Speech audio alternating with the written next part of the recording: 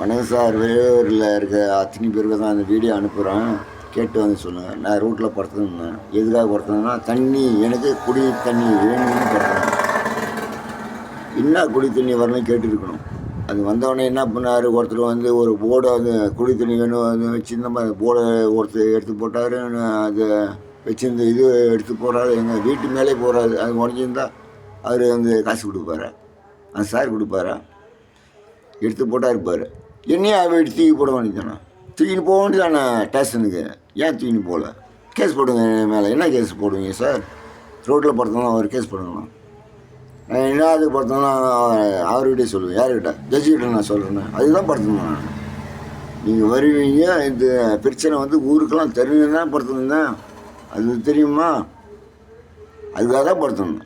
என்னை வந்து கூட்டின்னு போகணும், ஸ்டேஷனை வந்து அடிப்பீங்களா? அடிங்க. அடிச்சு என்ன பண்ண போனீங்க? நான் கொலை பண்ணிட்டேன். எனக்கு தண்ணி தான் கேட்டேன்.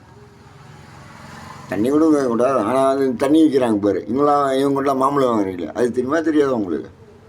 ஸ்டேஷன் தெரியுமா தெரியாது? 2 பேர் விற்கிறாங்க, மாம்பழம் வாங்குறது தெரியுங்களா? இது தெரியுதுல. தண்ணி எனக்கு குடிக்கிற தண்ணி வரல, யாரும் கேட்க மாட்டாங்க இந்த ஊரில். யாருங்க? நான் கேட்பேன். ஏன்னா நான் வந்து அதேமாரி புரியுதா? சாரி சார், உங்களுக்காக வந்து சாரி சாரி சார். இந்த வீடியோ உங்களுக்கு அனுப்புகிறேன். அப்புறமா வந்து எல்லாருக்கும் அனுப்புகிறேன்.